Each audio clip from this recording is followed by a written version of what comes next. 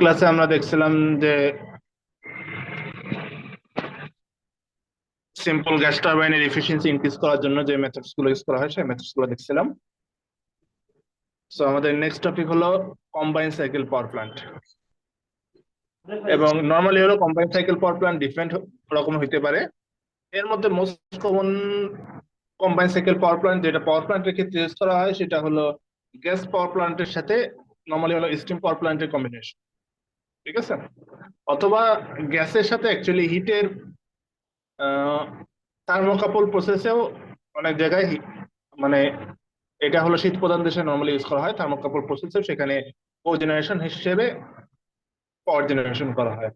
তবে মেইনলি আমরা combined cycle power plant related combined cycle power plant বলতে যেটা বুঝবো সেটা হলো গ্যাস টারবাইনের সাথে থার্মাল পাওয়ার প্ল্যান্টের কম্বিনেশন বা স্টিম পাওয়ার প্ল্যান্টের কম্বিনেশন, ঠিক আছে? সো নরমালি যেটা বলছিলাম যে সিঙ্গেল ইউনিট স্টিম পাওয়ার প্ল্যান্টের ক্ষেত্রে ইফিসিয়েন্সি খুবই লো। তো সেক্ষেত্রে ইফিসিয়েন্সি ইনক্রিজ করার যে মেথডস গুলো আছে সেই মেথডস গুলো ইউজ করার সবগুলো মেথডস তার একসাথে ইউজ করা যায় না, সিস্টেমটা অনেক কমপ্লেক্স হয়ে যায়। তো সেক্ষেত্রে হলো নরমালি হলো রিজেনারেটিভ গ্যাস টারবাইন অথবা যদি অন্য কোনো মেথড ইউজ করা যায় সেক্ষেত্রে ইফিসিয়েন্সি নরমালি হলো 35 40 আশেপাশে থাকে, ঠিক আছে? নরমালি হলো 34 35 এরকম ইফিসিয়েন্সি পাওয়া যায়। তবে সেক্ষেত্রে তবুও নর্মাল অবস্থায় ইফিসিয়েন্সিটা লো। তো ইফিসিয়েন্সি আরেকটু ইনক্রিজ করা যায় যদি এটার সাথে কোনো একটা কোজেনারেশন ইউজ করি, ঠিক আছে? তো কোন ইউজ করলে তখন সেটাকে আমরা বলবো কম্বাইন্ড সাইকেল পাওয়ার প্ল্যান্ট। এবং কম্বাইন্ড সাইকেল পাওয়ার প্ল্যান্ট যদি কম্বাইনলি আমরা পাওয়ারটাকে তৈরি করি সেক্ষেত্রে বেশ কিছু অ্যাডভান্টেজেস পাওয়া যায়।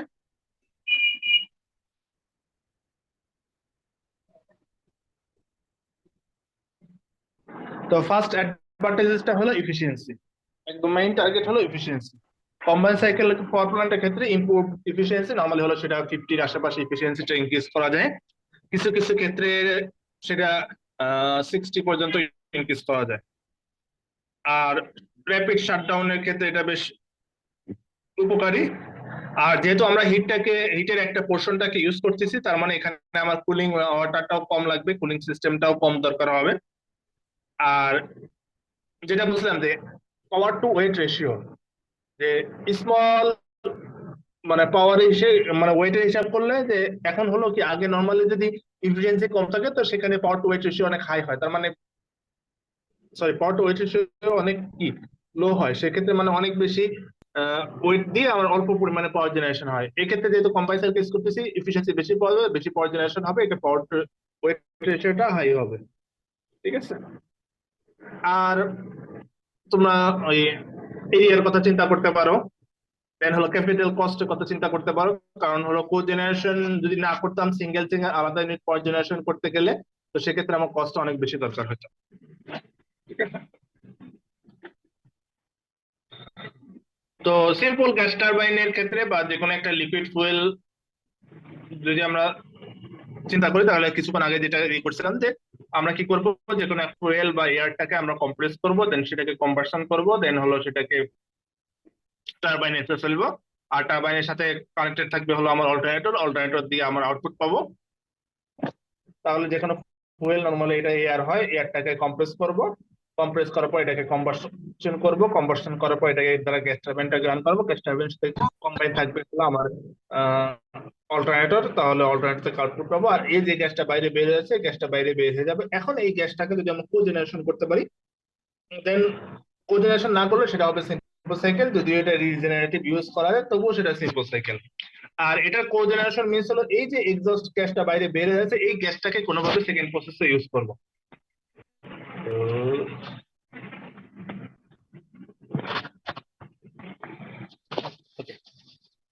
তাহলে এটা হলো কম্বাইন্ড সিস্টেম, যেখানে সেম প্রসেস প্রথমে নর্মাল প্রসেসটা থাকবে, ফুয়েল দিয়ে গ্যাস টারবাইন রান করাবো, গ্যাস টারবাইন থেকে আমার কম্বাসন চেম্বার হিট এক্সচেঞ্জার দেখাইছি। আচ্ছা, গ্যাস টারবাইন থেকে এখানে বাকি কয়েকটা প্রসেস বাদ দেওয়া হয়েছে সিম্পলের জন্য। গ্যাস টারবাইন থেকে এখানে কম্বাসন চেম্বার থেকে সরি ফুয়েল থেকে হলো কম্প্রেসর থেকে কম্বাসন চেম্বার থেকে গ্যাস টারবাইন রান করবে, গ্যাস টারবাইনের সাথে কানেক্টেড থাকবে অল্টারনেটর। দেন এখান থেকে যে এক্সস্ট গ্যাসটা বেরিয়ে যাচ্ছে সেই গ্যাসটার হিটটাকে কাজে লাগিয়ে আমরা ওয়াটার থেকে নর্মালি স্টিম করব। তাহলে এখানে আরেকটা রান করবো স্টিম টারবাইন। ঠিক আছে, তাহলে স্টিম টারবাইন রান করা মানে ছিল স্টিম টারবাইন দিয়ে আমরা আরেকটা অল্টারনেটরটাকে রান করবো, সেখান থেকে আমরা আরেকটা এসি পাওয়ার পাবো।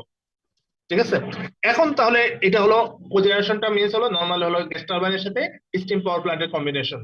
কিন্তু স্টিম পাওয়ার প্ল্যান্টের কম্বিনেশন হলেও এখানে স্টিম পাওয়ার প্ল্যান্টের যে মেইন পার্টস বয়লার, সেই বয়লারটা কিন্তু এখানে থাকতেছে না। কারণ হলো এখানে আমার কোনো ফুয়েল বার্ন করার দরকারই হচ্ছে না। গ্যাস টারবাইন থেকে যে এক্সস্ট গ্যাসটা বেরিয়ে যাচ্ছে সেই গ্যাসের হিটটাকে ইউজ করে আমরা ওয়াটারটাকে স্টিম করব। ঠিক আছে, তার মানে এখানে কোনো ফুয়েল ছাড়াই আমরা আউটপুট তাহলে পাচ্ছি। স্যার এখানে কি, হ্যাঁ, তাহলে স্যার পানিগুলা কেমনে সাপ্লাই দেওয়া হবে? তাহলে নর্মাল প্রসেস যা থাকবে সেম। ওখানে পানি কিভাবে সাপ্লাই দিতাম? পানি একটা ফিড ওয়াটার দিয়ে পানিটাকে সাপ্লাই দিতাম বয়লার, বয়লার থেকে স্টিম হইতো। তো এখানে ফিড স্যার ওয়াটার দিয়ে এখানে সেম তো স্যার ওয়েতে। আমার তো ইয়ে না, বয়লারটা নাই। তাহলে স্যার কি হ্যাঁ দুইটা হ্যাঁ পাইপ দেওয়া হচ্ছে, হিট এক্সচেঞ্জারের পাইপ আর ওই যে হ্যাঁ হ্যাঁ, পানির তাহলে পাইপ হিট একসাথে এক্সচেঞ্জার করা মিনস হলো, হয়? হিট এক্সচেঞ্জার মিনস হলো এটা একটু বড় একটা এরিয়া যেখানে আমার একটা লার্জ সারফেস এরিয়া থাকবে।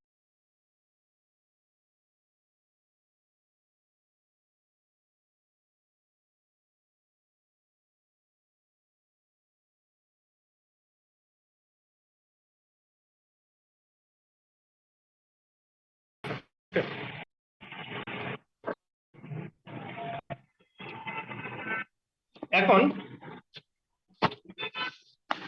এই যে এখানে ওয়ার্কিং জাস্ট সিম্পল ওয়েতে যে কথাটা বললাম, যে ফার্স্ট হলো সিম্পল সাইকেল রান করবে, দেন হলো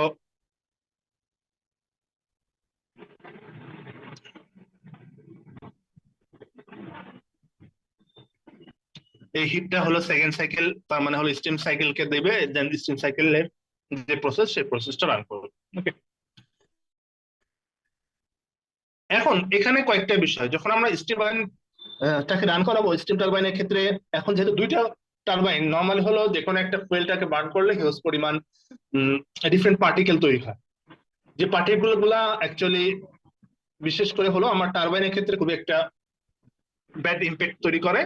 তাহলে আমাদের এখানে যে এয়ারটাকে প্রবেশ করাবো, নর্মাল এয়ারটাকে প্রবেশ করানোর আগে নর্মাল সাইকেল হলে সেখানে ফিল্টারটা খুব বেশি আহ, মানে ভালো মানের ফিল্টার থাকে না। জাস্ট নর্মাল হলে এয়ারের যে নর্মাল পার্টিকেল গুলো থাকে, নর্মাল হলো ওয়াটার কন্টেন্ট বা একদম বেসিক কিছু কন্টেন্ট যেগুলো থাকে সেগুলোকে দূর করা হয়। বাট যখন আমরা কম্বাইন সাইকেল ইউজ করব সেটার ক্ষেত্রে একটু ভাস্ট ওয়েতে ইউজ করা হবে। তো সেক্ষেত্রে আমরা নর্মালি হলো এয়ারের মধ্যে কি কি কম্পোনেন্ট থাকে, তো এয়ারের মধ্যে একটা হলো গ্যাসেস কম্পোনেন্ট থাকতে পারে, আর একটা হলো লিকুইড এবং সলিড কম্পোনেন্টও থাকতে পারে। তো এয়ারের মধ্যে যে গ্যাসেস কম্পোনেন্ট গুলো থাকে সেগুলো হলো ammonia, chlorine, hydrocarbon gas, sulphur dioxide বা হাইড্রোজেন সালফাইড, আর হলো অ্যাকচুয়ালি কুলার থেকে যে ভেন্টটা ইউজ হয় তার সাথে কিছু অয়েল কম্পোনেন্ট থাকে। ঠিক আছে, আর লিকুইডের মধ্যে অ্যাকচুয়ালি হলো সহজ কথা সল্ট থাকে, যেটাকে আমরা বলি ডিজলভ সল্ট। দেন হলো নাইট্রেটস থাকে, সালফেট থাকে, হাইড্রোকার্বন থাকে। আর সলিড স্টেটের মধ্যে থাকে স্যান্ড, অ্যালুমিনিয়া, সিলিকা, রাস থাকে, আর কিছু হলো ডাস্ট থাকে, ক্যালসিয়াম সালফেট থাকে, আর নর্মাল কিছু গ্যাস কম্পোনেন্ট থাকে। ঠিক আছে, এখন এর মধ্যে কোরোসিভ অ্যাসিড গুলো কোনগুলা? কোরোসিভ অ্যাসিড গুলো হলো ক্লোরাইডস, নাইট্রেটস, সালফেটস। ঠিক আছে, তাহলে এগুলো কোরোসিভ কেন বলতেছি, যে এগুলো বেশিরভাগই হলো অ্যাসিড বা সল্ট কম্পোনেন্ট টাইপ। তো অ্যাসিড বা সল্ট কম্পোনেন্ট টাইপ হলে এগুলো যখন আমার কম্প্রেসার বা টারবাইনের ব্লেডের সাথে এগুলো রিয়াকশন তৈরি করবে। তো টারবাইন বা কম্প্রেসার ব্লেডের সাথে এগুলো রিয়াকশন তৈরি করলে সেগুলোকে সহজে ক্ষয় করবে। ঠিক আছে, তার মানে এগুলো লাইফ টাইম ক্ষয় হয়ে যাবে। ঠিক আছে, এখন তাহলে আমার মেইন কাজ হবে আমি যে এয়ার ইনলেট সিস্টেমটা ইউজ করব, এই এয়ার ইনলেট সিস্টেমের সাথে আমার আহ, একটা ভালো মানের ফিল্টার সিস্টেম ইউজ করতে হবে, যেখানে আমার যে ফিল্টারিং সিস্টেমে both gas component, liquid component এবং নর্মালি হলো নর্মাল যে ফিল্টার ইউজ করি সেই ফিল্টার দ্বারা আমাদের সলিড কম্পোনেন্ট গুলো এবং লিকুইড কম্পোনেন্ট গুলো মোটামুটি দূর হয়, বা গ্যাস কম্পোনেন্ট গুলো সবগুলো দূর হয় না। তো আমার এখানে একটু ভালো মানের ফিল্টার ইউজ করতে হবে, যেটা আমাদের যে গ্যাসের যে কম্পোনেন্ট গুলো আছে সেই কম্পোনেন্ট গুলো দূর করা যায়। ঠিক আছে, তো আগে যে কম্বাইন সাইকেলটা দেখালাম সেই কম্বাইন সাইকেলের যদি আমরা স্কিমেটিক ডায়াগ্রাম আছে তাহলে এই ডায়াগ্রামটা দিবা, আগেরটা না।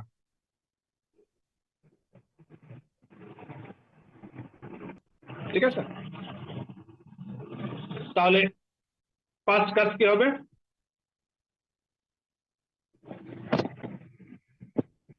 এটা হলো বেসিক গ্যাস টারবাইন, এটা হলো স্টিম টারবাইন। তাহলে গ্যাস টারবাইনের ক্ষেত্রে ফার্স্টে আমরা দেখো একটা গ্যাস বা ইয়ারটাকে, এখানে কিছুটা ইয়ে আছে, যাই হোক, এখানে হলো সরাসরি কম্বাসন করার পর সেই গ্যাসটাকে দেখানো হয়েছে। আচ্ছা, এই প্রসেস থেকে অ্যাকচুয়ালি শুরু হয়েছে। তাহলে এখানে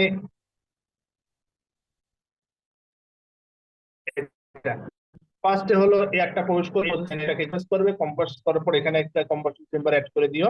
কম্বাসন চেম্বার অ্যাড করার পরে এখানে উপরে হয়তো বা দিতে পারতো, কম্বাসন চেম্বার অ্যাড করার পর দেন এটা টারবাইনের উপর পড়বে। তো টারবাইনের সাথে অ্যাকচুয়ালি কি বলছিলাম, যে টারবাইন, কম্প্রেসার এবং অল্টারনেটর একসাথে একটা ক্যাসকেডেড কানেকশন থাকে। তাহলে এখানে অল্টারনেটর রান করবে, অল্টারনেটর থেকে আউটপুট পাবা। এখন যে এক্সস্ট গ্যাসটা বের হয়ে যাবে সেই গ্যাসটাকে একটা হিট রিকভারি সিস্টেম, তার মানে এখানে H R S, heat recovery steam turbine, কিন্তু একটু আলাদা আছে। Heat heat recovery steam generator. ঠিক আছে, তাহলে হিট রিকভারি স্টিম জেনারেটর আসবে, যেখান থেকে আমার অ্যাকচুয়ালি এই হিটটাকে রিকভার করবে। হিটটাকে রিকভার করা মিনস হলো অ্যাকচুয়ালি সেখানে কন্টিনিউয়াসলি যে ফিড ওয়াটারটা সাপ্লাই দিচ্ছিলাম এখান থেকে, এই ফিড ওয়াটারটা এখানে আসার পর স্টিম তৈরি হবে, দেন এই স্টিম দ্বারা টারবাইন রান করাবো। এখন তাহলে এখান থেকে যে হট ফ্লো গ্যাসটা আসছে এখানে সে কিছুটা টেম্পারেচার দিয়ে দিল, বাকি তবুও প্রায় 200 ডিগ্রি সেলসিয়াস তাপমাত্রার উপরে টেম্পারেচার থাকে। এই টেম্পারেচার দেন হলো এখান থেকে বাইরে বের হয়ে যাবে। ঠিক আছে, প্রায় মনে হয় 300-র কাছাকাছি টেম্পারেচার থাকে। তাহলে এই সিস্টেমে সেই হিটটাকে ছেড়ে দিল, প্রায় অর্ধেক পরিমাণ হিটটাকে ছেড়ে দিল। তাহলে অর্ধেক পরিমাণ হিট ছেড়ে ছেড়ে দিয়ে কন্টিনিউয়াসলি যে ফিড ওয়াটার দ্বারা সাপ্লাই দিচ্ছিলাম, ফিড ওয়াটার দ্বারা স্টিম হবে, দেন স্টিম দ্বারা এখন নতুন একটা টারবাইনটাকে রান করবো, স্টিম টারবাইন। স্টিম টারবাইনের সাথে কানেক্টেড থাকবে একটা অল্টারনেটর, এই অল্টারনেটর দ্বারা আউটপুট। এখন দেখে দেন এখান থেকে টারবাইনের পরে যে কনডেন্স স্টিমটা আসবে, অ্যাকচুয়ালি তখনও এই স্টিমের মধ্যে অ্যাকচুয়ালি স্টিম এবং কিছুটা অল্প কিছু ওয়াটার কন্টেন্ট থাকে, দেন এটাকে কনডেন্স করে ঠান্ডা করে নর্মাল অবস্থায় নিয়ে আসবে, নিয়ে আসে দেন এই ওয়াটারটা আবার সাপ্লাই দিই। আমার এখানে আরো কিছু এক্সট্রা ওয়াটার দরকার হয়। নর্মাল স্টিম টারবাইনে যা যা প্রসেস গুলো সেই প্রসেস গুলো শুধুমাত্র বয়লার বাদ দিয়ে, আর এখানে খুব বেশি পরিমাণে ভাস্ট কুলিং দরকার হয় না। কারণ যেখানে টেম্পারেচার খুব কম থাকে তার মানে স্মল কিছু কুলিং সিস্টেম, নর্মালি হলো ওয়াটার কুলিং সিস্টেম, একটা water circulation system, cooling water circulation system use করা হয়, সেটা দ্বারা এটাকে ঠান্ডা করা হয়। ঠিক আছে,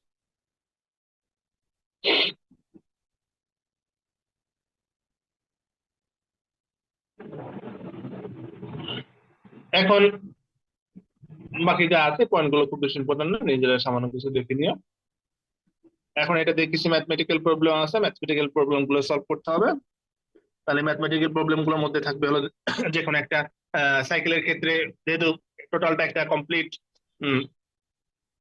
সাইকেলের উপর রান করতেছে, তাহলে কমপ্লিট সাইকেলের ক্ষেত্রে সেখানে প্রেসার দেওয়া থাকবে, ভলিউম দেওয়া থাকবে, সেখান থেকে টেম্পারেচার ভ্যালু দেওয়া থাকবে, তো সেটা থেকে আউটপুট বের করতে হবে। ফর এক্সাম্পল এখানে একটা প্রবলেম দেওয়া আছে যে একটা 800 কিলোওয়াট ক্যাপাসিটি, যেটা হলো নর্মালি একটা নিচ্ছে 1.01 বার এট 15 ডিগ্রি সেলসিয়াস তাপমাত্রায়, আর সেটাকে কম্প্রেস করে তৈরি করতেছিল 6 বার বা অ্যাটমসফিয়ারিক প্রেসার, এবং ম্যাক্সিমাম যে টেম্পারেচার তৈরি করতেছে সেটা হলো 700 ডিগ্রি সেলসিয়াস তাপমাত্রা। ঠিক আছে, তাহলে নর্মালি যদি আমরা চিন্তা করি T1টা এটা হবে, আর একদম ফাইনাল আউটপুটটা এটা। আর রিজেনারেটর এখানে আরেকটা ইউজ করতেছি, যে রিজেনারেটর ইফেক্টিভনেস হলো 75%, এর আগে আমরা রিজেনারেটর ইফেক্টিভনেসের ইকুয়েশন বের করছিলাম। আর pressure drop in the combustion chamber, যেটা কম্বাসন চেম্বারে প্রেসারটা ড্রপ করতেছে হলো এতবার, আর রিজেনারেটরের মধ্যে এতবার। তাহলে এখান থেকে ফাইনালি এফিসিয়েন্সি বের করতে হবে। তাহলে যা যা ভ্যালু দেওয়া আছে সেই ভ্যালুগুলো থেকে নরমালি আমাদের ইকুয়েশন গুলো দেওয়া আছে, ইকুয়েশন গুলো থেকে ইজিলি আমরা আউটপুট বের করতে পারবো, দেখলেই পারবা। তো এখানে কয়টা 4টা 5টা ম্যাথ দেওয়া আছে, ম্যাথ গুলো দেখুন। ঠিক আছে, তো এইটা ছিল আমাদের মোটামুটি। আচ্ছা, তোমাদের কি রিনিউয়েবল এনার্জি সিস্টেম কোর্সটা হয়েছে? জি স্যার, রিনিউয়েবল এসএমসি এনার্জি হয়েছে। সিস্টেম কে আমি ইসলাম। না স্যার, এটা হচ্ছে সাজলিমন স্যার নিয়েছেন। আচ্ছা, রিনিউয়েবল এনার্জি সিস্টেমে কোন কোন পাওয়ার স্টেশন দেখানো হয়েছিল? মানে ইন ডিটেলস বলা হলো সোলার আর পরে হাইড্রো, আর হচ্ছে উইন্ড। উম, আচ্ছা, বায়োমাস এবং জিওথার্মালটা কি ডিটেলস দেখাইছে? আর না, মাছ দেখানো হয় না। আ- আচ্ছা, যদি পরে সময় পাই অ্যাকচুয়ালি আমার জিওথার্মালটা দেখানো একটু দরকার ছিল। নর্মালি যদিও জিওথার্মাল রিনিউয়েবলের সাথে কিছুটা রিলেটেড, তবুও রিনিউয়েবল অ্যাকচুয়ালি সোলারের বেশ লম্বা চ্যাপ্টার, তো পরে এগুলো দেখানো একটু খুব বেশি সম্ভব হয় না। সোলার আর উইন্ডটাই নর্মালি বেশি দেখানো হয়। দেন হলো টাইডাল এনার্জি আছে। সো আমার অ্যাকচুয়ালি জিওথার্মালটা একটু দেখাতে চাইছিলাম। আচ্ছা, যদি পরে সময় পাই, এখন আর দুইটা বড় বড় চ্যাপ্টার আছে, ওগুলো শেষ করে আসি, পরে যদি সময় পাই পরে দেখা দিব না। ঠিক আছে, এখন তোমাদের হলো এটা থেকে একটা মেইন একটা কম্পারিজন পড়বা।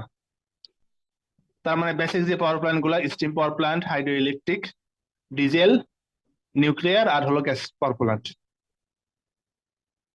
ঠিক আছে, স্যার এই পাওয়ার জি প্ল্যান্ট স্যার। গুলোর বেসিক একটা কম্পারিজন দেখবা। বেসিক কম্পারিজনের মধ্যে হলো, তাহলে তোমার বেসিক কম্পারিজন দেখতে হলে যে কতগুলা মেইন কি ফ্যাক্টর গুলো সিলেক্ট করে নিবা। কি ফ্যাক্টর বলতে হলো যেমন সাইট সিলেকশন, বা সহজ কথা সাইট। তো সাইটের ক্ষেত্রে তাহলে স্টিম পাওয়ার প্ল্যান্টের সাইটটা কেমন লাগবে? ঠিক আছে, তাহলে স্টিম পাওয়ার প্ল্যান্টের ক্ষেত্রে আমরা যেমন পড়ছিলাম যে স্টিম পাওয়ার প্ল্যান্ট হলো এমন জায়গায় লোকেট করতে হবে যেখানে হলো কন্টিনিউয়াসলি ফুয়েল, তার মানে কোল এবং ওয়াটার সাপ্লাই থাকতে হবে, এরকম জায়গা। ঠিক আছে, আর hydro electric power plant means হলো যেখানে কন্টিনিউয়াসলি ওয়াটারের ফ্লো আছে। ডিজেল পাওয়ার প্ল্যান্ট যেটা অ্যাকচুয়ালি যে কোনো জায়গায় তৈরি হয়, সেখানে অ্যাকচুয়ালি স্মল কন্টেন্ট অফ, যেহেতু ডিজেল ইজিলি ট্রান্সপোর্ট করা যায়, তার মানে আমার এখানে স্মল কন্টেন্ট অফ ওয়াটার দরকার হবে। তার মানে এটার ক্ষেত্রে সাইট সিলেকশনের ক্ষেত্রে খুব বেশি পরিমাণে ওয়াটার দরকার হবে না, এবং ফুয়েল মজুদ থাকতে হবে, এরকম জায়গাও দরকার হবে না। তবে নিউক্লিয়ার ক্ষেত্রে যেহেতু নিউক্লিয়ার পাওয়ার প্ল্যান্টটা অ্যাকচুয়ালি ওয়াটারটাকে স্টিম করতেছে, তার মানে সেখানে আমার অ্যাকচুয়ালি হিউজ পরিমাণে ওয়াটারের সাপ্লাই দরকার হবে। গ্যাস টারবাইনের ক্ষেত্রে নর্মাল কোজেনারেশন একসাথে থাকে, তো গ্যাস টারবাইনের ক্ষেত্রে অ্যাকচুয়ালি মডারেট বা মিডিয়াম টাইপের ওয়াটারের সাপ্লাই দরকার হবে। ঠিক আছে, দেন হলো ইনিশিয়াল কস্ট যদি চিন্তা করো, তাহলে ইনিশিয়াল কস্ট সবচেয়ে বেশি কোনটার? নিউক্লিয়ার। হ্যাঁ, ইনিশিয়াল কস্ট হলো সবচেয়ে বেশি হলো নিউক্লিয়ারের, দেন হলো স্টিম পাওয়ার প্ল্যান্টের। ঠিক আছে, দেন হলো যদি ডিজেলের মনে হচ্ছে সবচেয়ে কম। হ্যাঁ, ডিজেলেরটা সবচেয়ে কম। হ্যাঁ ডিজেলটা সবচেয়ে কম। ঠিক আছে, দেন হলো হাইড্রো ইলেকট্রিক চিন্তা করতে পারো, তারপরে হলো গ্যাস টারবাইন, তারপরে ডিজেল, এরকম। দেন হলো রানিং কস্ট যদি চিন্তা করো, তাহলে রানিং কস্ট সবচেয়ে লো লাগবে হলো আমার হাইড্রো ইলেকট্রিক পাওয়ার প্ল্যান্টের ক্ষেত্রে, আর সবচেয়ে হাই হলো ডিজেল পাওয়ার প্ল্যান্ট, তারপরে হলো গ্যাস টারবাইন বা গ্যাস ইঞ্জিন, এরপরে হলো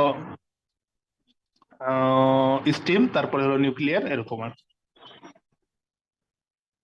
দেন তাহলে স্যার হলো ইউরেনিয়ামের দাম কি স্যার তাহলে অনেক কম? রানিং কস্ট অনেক কম লাগতেছে ডিজেলের রানিং তুলনায়। কস্ট ইউরেনিয়ামের অ্যাকচুয়ালি দাম কম, হিসাবটা কি, এখানে তোমার ফুয়েল কস্টটা কমে যাচ্ছে। তারপরে ইউরেনিয়ামটা হলো আহ, মোটামুটি ওই থার্ড ক্যাটাগরির দিকে থাকে, কারণ ইউরেনিয়ামের দাম বেশি হলেও তোমার আগে হলো নর্মালি হলো ধরো 100 টনে যা করলে যা তৈরি করতে পারবে, সেখানে সামথিং কয়েক কেজি ইউরেনিয়ামে তার থেকে বেশি পরিমাণে ফুয়েল মানে আউটপুট তৈরি করতে পারবা। বুঝতে পারছি। তো সেক্ষেত্রে মানে ফুয়েল ওই যে কস্ট কমে ক্যালোরিফিক যাচ্ছে। ভ্যালুটা বেশি এবং পুরোটা ইউজ হইতেছে হ্যাঁ, ম্যাক্সিমাম। ফুয়েলের ক্যালোরিফিক ভ্যালু বেশি। আর এখানে জাস্ট কেমিক্যাল রিঅ্যাকশনে তৈরি হচ্ছে তো। তোমরা একটা ম্যাথমেটিক্যাল প্রবলেম করার কথা হয়তো বা নিজেরা অ্যাকচুয়ালি এতে দেখানো সম্ভব হয় না তো।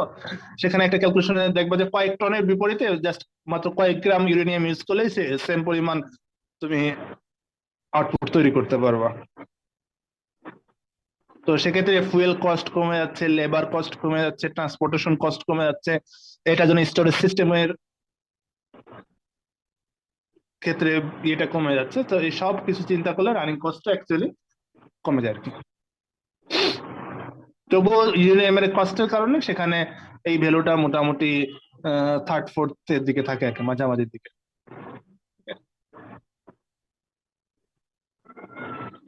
দেন হলো কস্ট অফ ফুয়েল ট্রান্সপোর্টেশন, সেক্ষেত্রে একটা বিষয় আছে।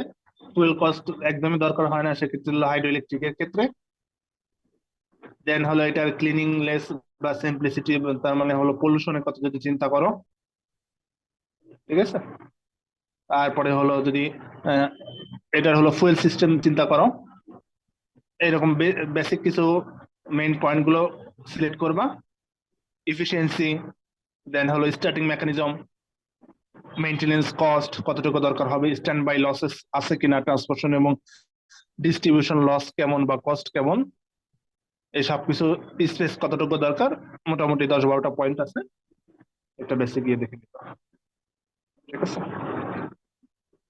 সো এই যে মোটামুটি আপাতত পাওয়ার প্ল্যান্ট যেগুলো আছে সেগুলো পড়ে ফেললাম। নেক্সট দিন আমরা অ্যাকচুয়ালি পড়বো হলো পাওয়ার প্ল্যান্ট ইকোনমিক্স।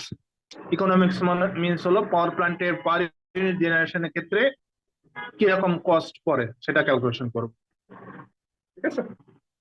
এখন পার ইউনিট জেনারেশনের কস্ট কিরকম সেটা ক্যালকুলেশন করার আগে তোমরা নিশ্চয়ই ওই এভারেজ লোড, ম্যাক্সিমাম ডিমান্ড, এই জিনিসগুলো পড়ে আসো। এই জিনিসগুলো সম্পর্কে আরেকটু ডিটেলস একটু নিজেরা সেলফ স্টাডি করে আসো, এগুলো কাজে লাগবে।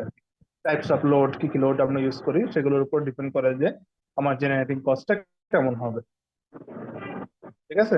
কোন কোন জি স্যার। লোডের ক্ষেত্রে, কি কি ধরনের লোডের ক্ষেত্রে আমার বিকে লোড ফ্যাক্টরের ম্যাথের মান যে কেমন। থার্ড চ্যাপ্টার ওইটা ম্যাম। হ্যাঁ হ্যাঁ, যে থার্ড চ্যাপ্টার পড়ছিলাম ওইটা। ওইটা বিকে মেথার ক্ষেত্রে ওই যে ইয়ের ক্ষেত্রে ডিটেলস দেয়া নাই হয়তোবা, যে কোন কোন টাইপস অফ লোডের ক্ষেত্রে ওই যে লোড ফ্যাক্টরের মানগুলো কেমন, ওইগুলো একটু দেখে নিতে পারি। আমরা একটু ওভারঅল স্যার, আইডিয়া নিয়ে আসি। হ্যাঁ, এই যেসব পাওয়ার প্ল্যান্ট পড়াইছেন স্যার, সবগুলা নোট আমরা পাই নাই। আমরা শুধু ওই বেশিরভাগই স্টিম স্টিম বা স্টিম পড়েছে, হাইড্রো এগুলো দেওয়া হয় না আর কি। এগুলো দেওয়া হয় নাই স্যার। আচ্ছা, বেশিরভাগই থার্মাল, স্টিম, হাইড্রো। আমার স্টিম হাইটও মোটামুটি বিকে মেতার বইটাই পাবা। আর কিছু আছে আর একটা বইয়ের তোমাদের বই দিয়ে দিছি আর কি, একে রাজার একটা বই দিয়ে দিছি। এই দুই বই থেকে পাবা। এটা আমি অ্যাকচুয়ালি ওইভাবে নোট করি নাই, দুটা বই থেকে ওইভাবে পড়াইছিলাম। দুটা বই থেকে আশা করি পেয়ে যাবো আর কি। ভালো কথা, তোমাদের তাহলে নেক্সট উইক থেকে অফলাইন ক্লাস শুরু হবে, তাই তো?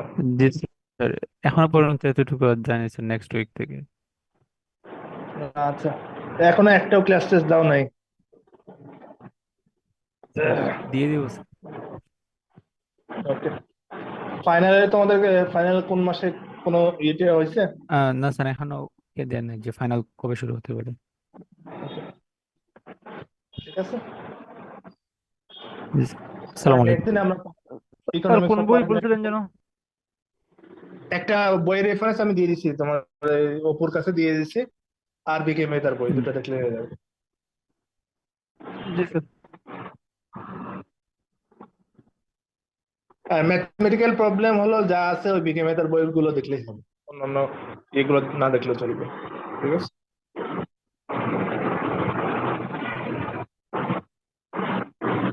ওই এতক্ষণ পরে না স্যার, এটা স্যার আগে দিছিলাম স্যার প্রথমে। তো বলো তো নাই যে আগে দিচ্ছে। আরেকজন স্যার রেকর্ড করে নিছে, সমস্যা নেই।